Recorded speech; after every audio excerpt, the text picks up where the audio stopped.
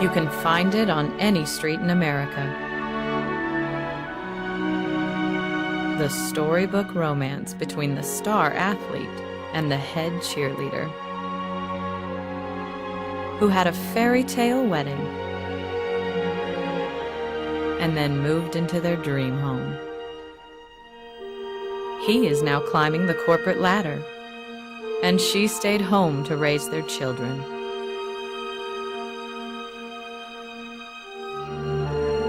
Everything was perfect.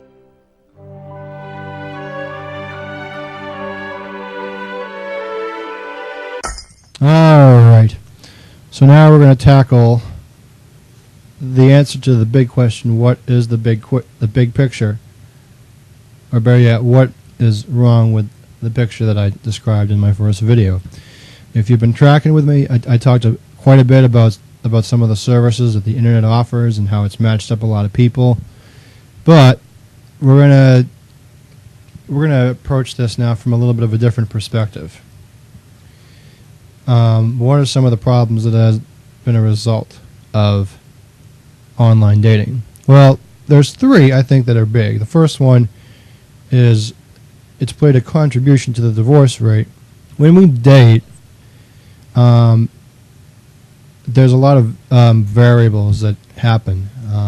I'll talk about a couple of them that have happened as a result of really, in a nutshell, defective dating.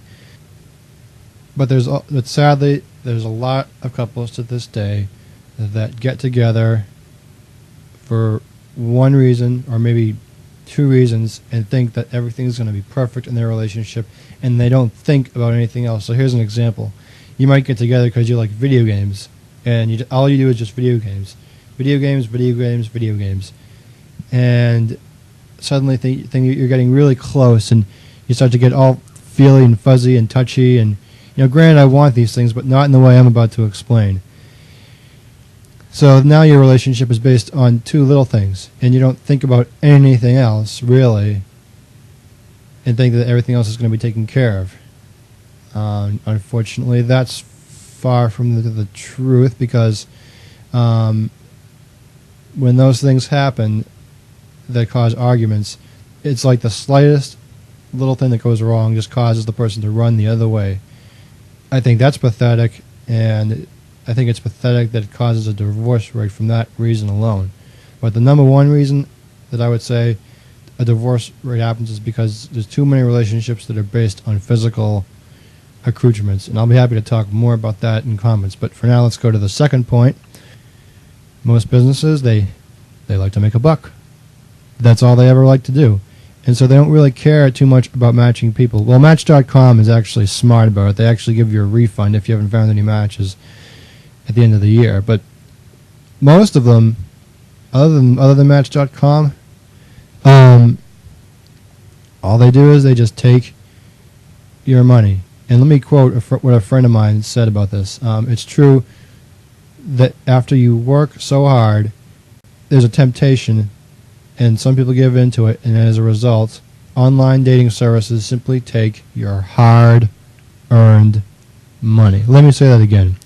They take your hard-earned money. So now you've just wasted $1,000 to find a mate that is not going to happen. Now, some matches have worked as a result of this, and they've been married. I state this in my first video, but it's really sad that there's so many different businesses out there, such as eHarmony, that just care about making money rather than matching people. And they'll say nice things as well. And I know eHarmony has Dr. Neil Warren, who has a lot of interesting insight, and granted, he seems like a genuine person. Match.com has Dr. Phil to help support their cause, which they think is trying to match people, but really, again, it goes back to marketing. So that's a little bit on part two. My second point. In this third point, I'm just going to start with a clip that my pastor addressed a while back on this third point. So just sit back, relax, and enjoy this small little clip, and I'll be back with you in a moment. I don't know how many of you are among the 9 million members of eHarmony. Obviously, a few of you are.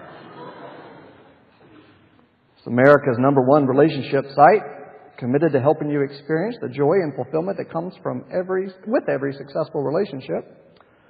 The advertised success of eHarmony is based on a scientifically proven and patented compatibility matching system. But apparently it's a system that has not always proven so successful. eHarmony came close to going bankrupt a few years back because of an error in their matching formula, which resulted in a whole segment of their clientele not getting dates. What segment was so affected? Well, it was the Christians. Turned out that due to a failure with calculating some of the questions that were being asked about religion, not a single Christian single could find a decent match. All right, so my third point is matches, for the most part, never work. Online matches never work. Because what's very typical, at least in my experience, is the most matches I've ever had specifically from eHarmony and from Match.com and American Singles, the matches themselves only lasted at most maybe a month and a half. And that's not what I'm looking for, and it clearly defines that my own efforts failed. So, and what drives me personally insane is I know what I'm looking for, and some of the matches that I've had would talk to me for a good number of months even, and we would get along great, and then suddenly for some reason they would say, well, we got along really great, but I feel like our personalities just won't clash.